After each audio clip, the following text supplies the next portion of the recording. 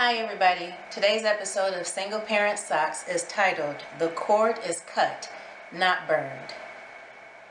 We all have a navel, and a navel is a sign where we were once connected to a source of life, which was our mother. When we leave the womb, it is important to actually cut the cord. The importance of having the cord cut is actually to sustain the life of both mother and child. When you have a tubal ligation, that is a procedure where fallopian tubes are actually cut and sometimes burned in order to prevent a woman's eggs to be released into her uterus so that it can perform the process of assisting with life development.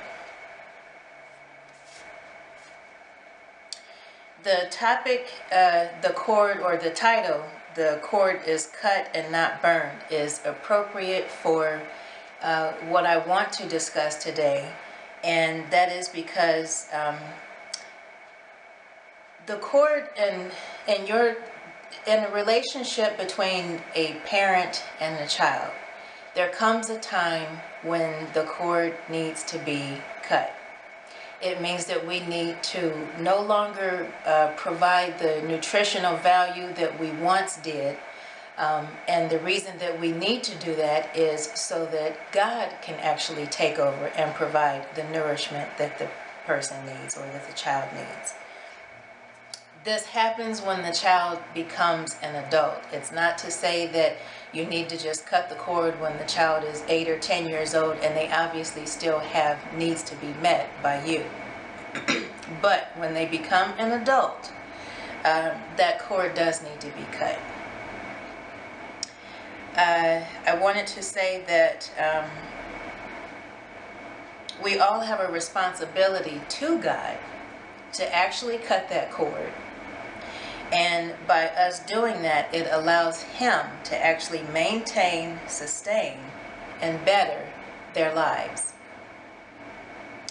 If anyone out there is like me, where you've had an issue of struggling with cutting the cord, this is where I want to strongly recommend this book, which is by Stormy O'Martian, and it's called "The Power of Praying for Your Adult Children." Again, I apologize. This is not going to be a part of a giveaway because I'm going to read it again, and this is something that I need in my life, and not just for a few months. So I won't be parting with that. But you can get a copy of that, I'm sure, at Amazon or any other place where they sell books. My encouraging scripture is actually going to be a part of Hannah's story, and it's going to be the end of Hannah's story. If you know Hannah in the Bible, Hannah was one who actually prayed for a son. And she told God, "If you give me a son, I promise I will give him back to you. Just give me a son." So I want to pick up in 1 Samuel, and I'm going to read chapter 1 of 1 Samuel, verses 22, and then 27 and 28.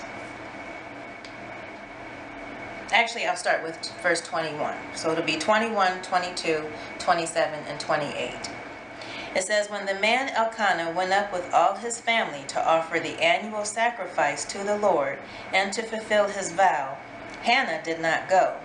She said to her husband, 'After the boy is weaned, I will take him and present him before the Lord, and he will live there always.'"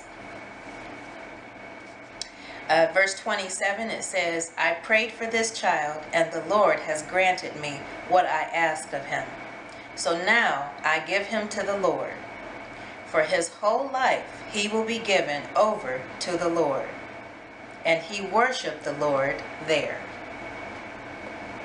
There are 3 things that I want to point out as further encouragement. Number 1, Hannah was not selfish in her decision. She did do what she promised, and she gave him back to the Lord. Number 2, because she kept her promise, she actually reaped the benefit of keeping her promise, and that benefit was the fact that she actually had 5 more kids after Samuel. If you want to follow up on that, that would be in chapter 2, verse 21. So the first one is she wasn't selfish. The second one was she kept her promise.